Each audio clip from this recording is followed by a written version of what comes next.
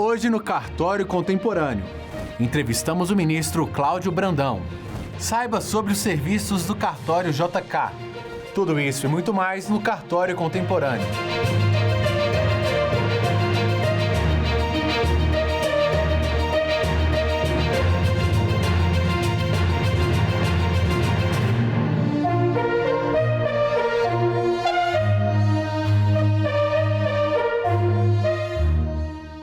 O Cartório Contemporâneo é o nosso espaço de conversa com grandes nomes do direito sobre a atividade notarial e registral, os desafios e transformações no mundo do trabalho.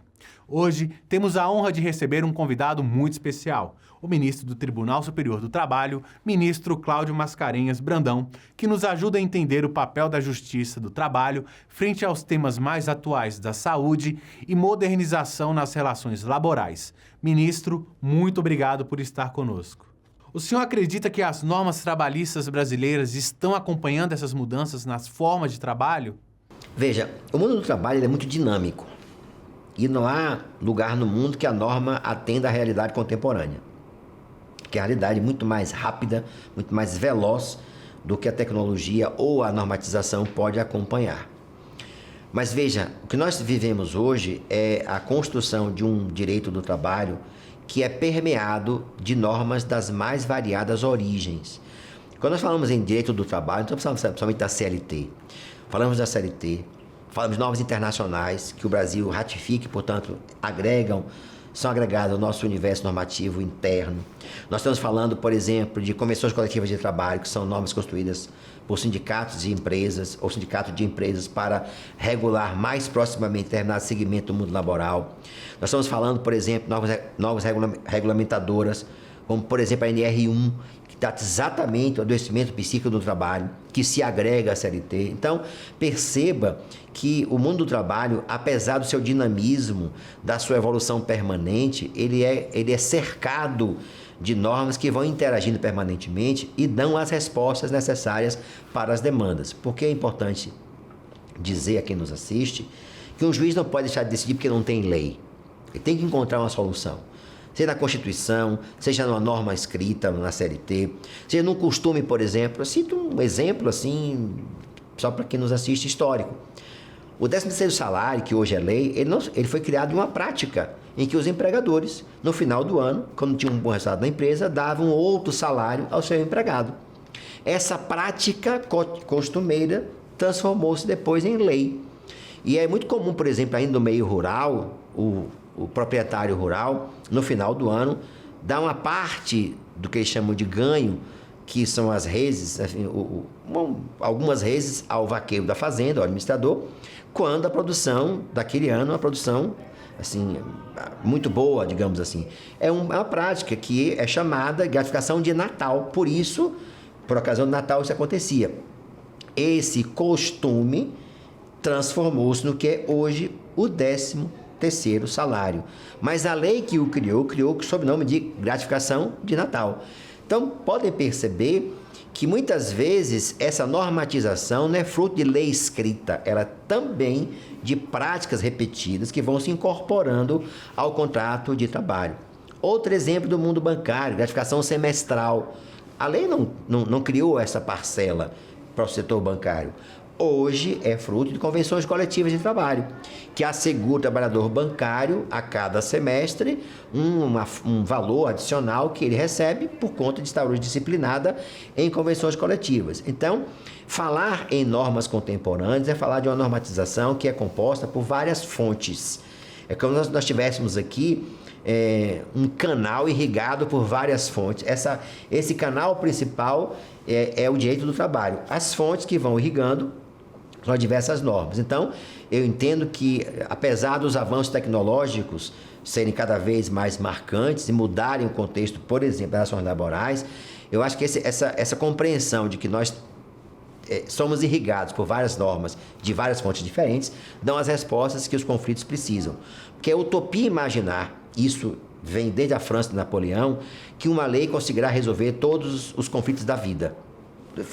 Faremos uma lei hoje, amanhã surge uma relação jurídica que não foi prevista. E a vida é assim, de forma dinâmica, vai criando novos conflitos. Um outro exemplo, relação homoafetiva. Não existia esse debate em termos de normatização há anos atrás. E hoje, perceba que os costumes foram fazendo com que se encontrasse uma resposta para o conceito de família. Não mais a família formada por homem e mulher, mas família também formada por pessoas que se uniram em torno de uma convivência comum, tendo como fundamentalmente o amor como base da construção dessa sociedade conjugal assim chamada. Então, não havia resposta anteriormente, mas existia a realidade. E como se resolveu? Encontrando uma resposta a partir da Constituição brasileira. Então, eu quero insistir nisso. Não se pode pensar em nenhum ramo do direito que sempre haverá um sistema normativo de leis, portanto, que dê resposta para tudo. Por quê? Sempre um exemplo também para os mais novos, a relação de consumidor. Não havia Código de Consumidor antes de 1990. Não existia isso no Brasil. Então, quando havia uma demanda de consumo, quem resolvia era o Código Civil, contrato de compra e venda. Mas pela importância que o consumo tem no mundo contemporâneo, entendeu-se que era importante, como pela Constituição Federal de 88, normatizar a relação de compra e venda, que é, por exemplo, de prestação de serviços, em que há uma relação desigual do consumidor, chamada relação assimétrica, consumidor e fornecedor do produto ou serviço, que teria um tratamento normativo diferente para dar um certo tratamento privilegiado à parte mais fraca, que é o consumidor. Então, isso são alguns exemplos que mostram que a realidade é muito mais dinâmica do que a lei pode acompanhar. E mesmo as leis mais modernas podem se tornar obsoletas no dia seguinte, especialmente no mundo de hoje, em que a tecnologia avança. Um exemplo de hoje são chamados o uso da IA, inteligência artificial, no mundo contemporâneo. No Brasil não tem lei que regulamente a IA. Nós estamos vendo a IA sendo utilizada em todos os aspectos da vida. E vamos resolver isso como? Temos que resolver. O ideal é que tenhamos uma lei. Mas enquanto a lei não chega, as relações estão resolvidas pelo sistema atual que temos para resolver as demandas que são criadas por ela. Programas de compliance trabalhista e gestão de riscos psicossociais estão sendo adotados por algumas organizações. Como o TST enxerga essas práticas? Qualquer prática que objetive melhorar o ambiente de trabalho, torná-lo saudável e seguro, é sempre muito bem-vinda e é sempre muito bem vista. Eu tenho um certo receio com relação aos modismos. Algumas palavras surgem e têm um certo impacto na sociedade que muitas vezes elas representam estratégias organizacionais para moldar comportamentos, mas que na verdade resultam ou revelam meras estratégias. Por exemplo, o que é o compliance? Mecanismos internos de verificação de estruturas organizacionais voltadas a boas práticas e que se possa criar mecanismos de atendimento a demandas e que possam ter as práticas atendidas de acordo com as demandas que são criadas. Então, o compliance é uma estrutura que deve funcionar para atender as demandas que surgem, para dar as respostas que são procuradas e de uma maneira efetiva. E agora, por exemplo, temos a novidade de alguns anos para cá, que é o ESG, que é uma nova roupagem do compliance, digamos assim. O que se observa no ESG é o meio ambiente, é a organização enquanto estrutura e também a atuação social. Se nós observarmos tudo isso, resumiremos numa expressão que a ONU já utilizou, que é o trabalho decente sendo preservado no ambiente de trabalho. Claro que, quando a empresa resolve, de forma definitiva, como estratégia de sua atuação, adotar políticas de compliance para que, enfim, crie a estrutura e adote essas práticas, são sempre muito bem-vindas. Eu não sou um crítico delas. Eu só tenho uma preocupação que muitas vezes não passa de um modismo, de uma expressão sem conteúdo efetivo e que muitas vezes não revela as boas práticas. Eu cito um exemplo até curioso. Um caso que nós julgamos aqui uma vez de um empregado que foi punido porque não se recusou a cantar um hino que a empresa obrigava segunda-feira da manhã e todo mundo cantar. Mas por que ele se recusou a cantar esse hino? Porque o hino dizia que a empresa era uma empresa muito bacana, muito correta, muito séria e estava 3 meses sem receber salário. Você não recebia salário há 3 meses e tinha que cantar segunda-feira, que a empresa é uma empresa bacana, que é uma empresa séria, ele se recusou a cantar o hino, foi punido por isso e gerou um processo trabalhista, claro, não apenas de reversão da chamada justa causa, mas também de indenização pelo constrangimento que ele passou por ter que, enfim, ser punido porque não cantou uma música cujo texto, cuja letra dizia que era uma empresa muito bacana e, na verdade, a empresa estava devendo a ele salário de 3 meses. Então, percebam, essa empresa pode ter... Quando fala em compliance, nós temos que falar em estruturas que funcionam efetivamente. Então, eu diria assim, que é sempre uma boa prática, é muito bem-vinda a adoção dessas práticas, desde que sejam práticas efetivas, concretas e funcionem. No papel, não vale a pena.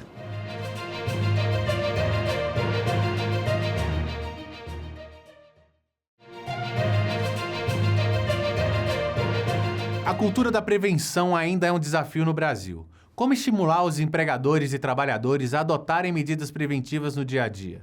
Os dados mostram que todo gasto no Brasil, aliás, no mundo inteiro, com adoecimento mental no trabalho, são sempre muito maiores que os gastos com prevenção. Existe uma falsa ideia de que gastar com prevenção, aliás, que investir em prevenção é gasto. Prevenção é investimento. Gasto é reparação. Cito um exemplo. Um adoecimento, um acidente fatal no trabalho. Não há valor que pague uma vida perdida no trabalho. Mas não somente para quem, claro, morreu, sua existência própria, seus familiares, mas os colegas de trabalho que viram um colega seu ser morto ou lesionado no trabalho causa um trauma na estrutura organizacional absurdamente relevante. Então, quando nós falamos em cultivar, em adotar práticas preventivas, é partir do pressuposto que, primeiro, prevenir é investimento. E para que eu possa ter esta ideia presente, eu tenho que verificar quais práticas eu tenho que adotar para tornar o meu ambiente de trabalho seguro e saudável. É segurança e saúde, porque esses conceitos são interligados. A prevenção não apenas seguir todas as regras que são criadas para isso, há inúmeras regras, depende da atividade que a empresa exerça, e são muitas, não são poucas. Se a pessoa vai trabalhar no ambiente industrial de alto risco, são inúmeros cuidados que a pessoa tem. Eu cito exemplo, nesse ponto da segurança, do exemplo do avião. O avião pousa 50 vezes por dia, se for o caso, 50 vezes o comissário repete os mesmos procedimentos, o piloto os mesmos procedimentos, as diversas conferências. Por quê? Porque ele sabe que um erro pode ser fatal. Então, essa ideia da prevenção, da cultura de prevenção do risco é fundamental. E todo empregado tem que saber que do seu trabalho depende muitas vezes a vida do outro. O risco de um trabalho mal feito por ele, sem cautelas, com autoconfiança. A autoconfiança, por exemplo, é uma inimiga muito presente no ambiente laboral, que a pessoa sempre acha que com ela não vai ter problema, porque ela conhece o trabalho dela, conhece a rotina, conhece os riscos. Estes são os candidatos mais...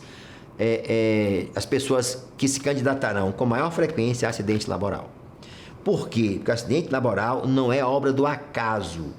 Veja você que me ouve, acidente do trabalho não é obra do acaso. Todos os riscos são mapeados.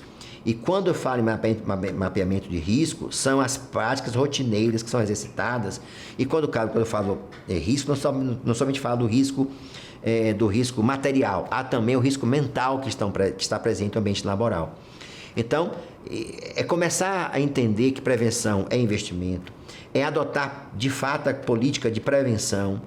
E, claro, nem sempre se pode prevenir todos os acontecimentos, mas uma vez acontecido aquele evento que pode gerar um acidente ou um adoecimento no trabalho, é adotá-lo como meta de ser eliminado. Mas não aquela plaquinha lá da obra, estamos há tantos dias sem trabalho. Não.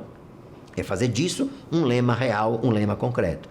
E muitas vezes a mudança de rotina, a mudança de uma prática cotidiana, a mudança de uma forma de trabalhar, a mudança de uma postura de um chefe em relação aos seus subordinados, a postura também, muitas vezes o contrário. Existe uma assédio moral vertical ascendente, ou seja, em que os empregados se reúnem para contaminar a liderança que chega, ou que, enfim, boicotar o chefe que chega. A assédio moral também existe no plano vertical ascendente, como no plano horizontal, isto é, entre iguais. Então, tudo isso mostra a importância de cultivar boas práticas. Eu falei isso várias vezes aqui. O que eu quero resumir, não existe uma fórmula mágica que resolva todas as realidades especialmente porque os ambientes são diferentes. O Brasil é um país continental, realidades sociais, culturais, econômicas diversas, mas se eu pudesse resumir numa expressão só, eu diria respeito à pessoa humana. Respeitar a condição humana é fundamental como ponto inicial para tornar o meio ambiente de trabalho, ou o nosso mundo do trabalho, expressão da OIT, cada vez melhor, cada vez mais saudável. E claro, também cada vez mais seguro.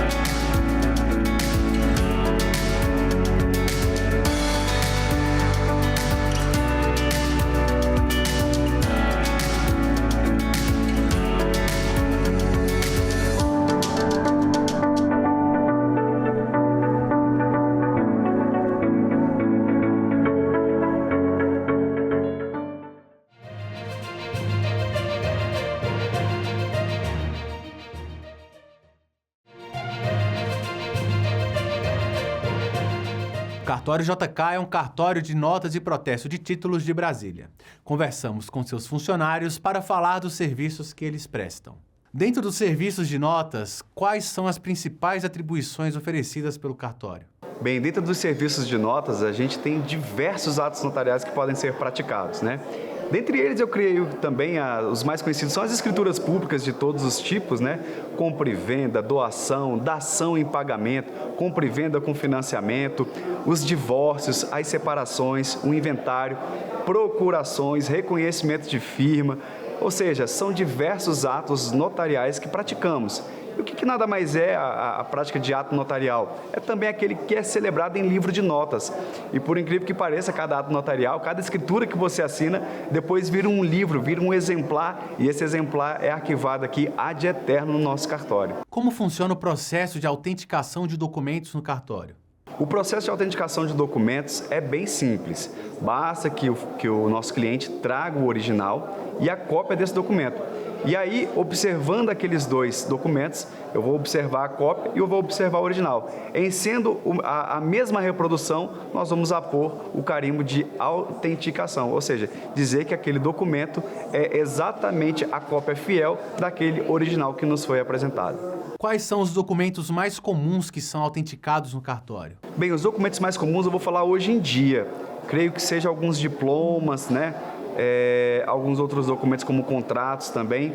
É engraçado que como a tecnologia foi implementada no decorrer de todos esses anos, alguns documentos perderam realmente a prática da autenticação, como por exemplo a autenticação de documentos que diz respeito à Carteira Nacional de Habilitação, por exemplo, que hoje em dia você consegue pelo aplicativo encaminhar e basta você pelo próprio QR Code confirmar.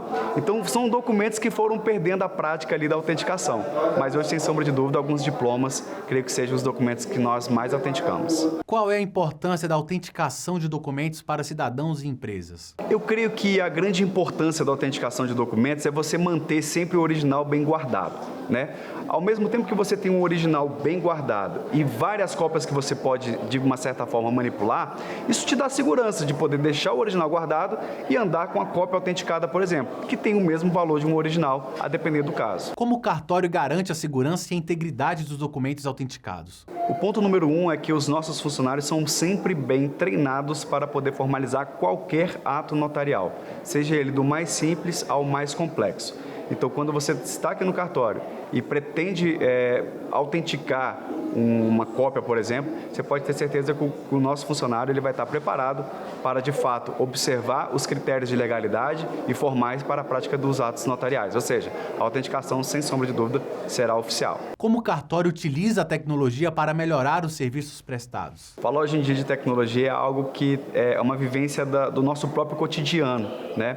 E o cartório está sempre em busca de novas tecnologias, a fim de sempre atender melhor a população e até de melhorar os nossos serviços internos mesmo, né?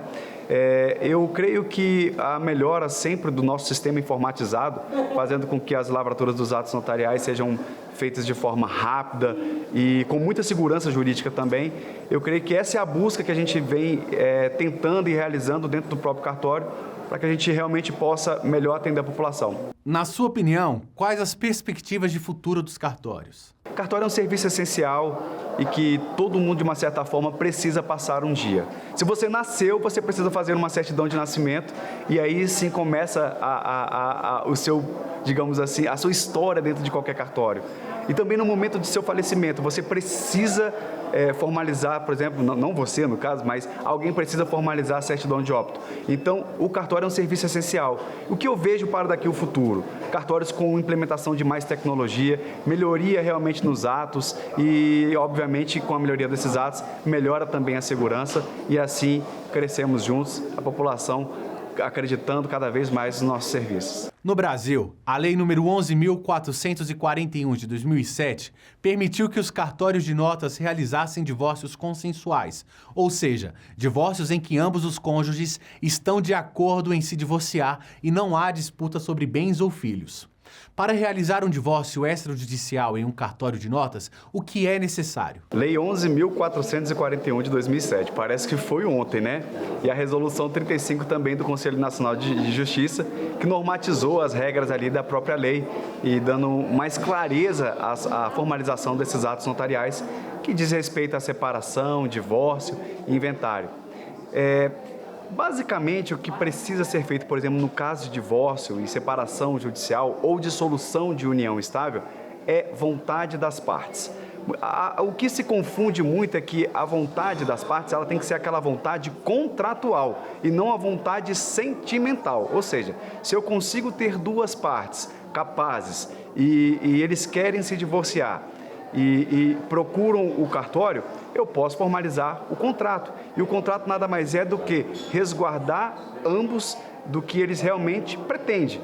Divórcio, se há bens a partilhar, se haverá pagamento ou não de pensão alimentícia, questões que são questões contratuais e não meramente sentimentais. Sabemos que existe realmente aquela situação de sentimento que a gente acaba guardando, mas a questão contratual ela é preservada. Então, nada mais é do que a formalização da vontade das partes, obviamente com a presença de um advogado.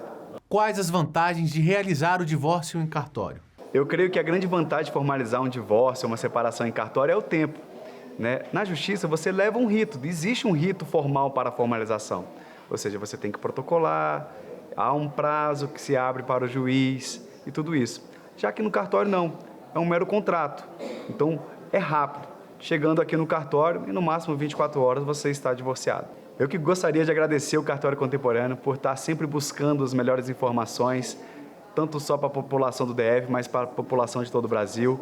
Então, em nome do Cartório JK, é um prazer enorme receber o Cartório Contemporâneo e voltem sempre mais vezes, com toda certeza. Gostou do programa de hoje? Você pode revê-lo por completo no canal do YouTube da Confederação Nacional dos Notários e Registradores. Siga a gente nas nossas redes sociais. Eu sou Eduardo Meirelles e te vejo aqui semana que vem na TV Justiça. Obrigado!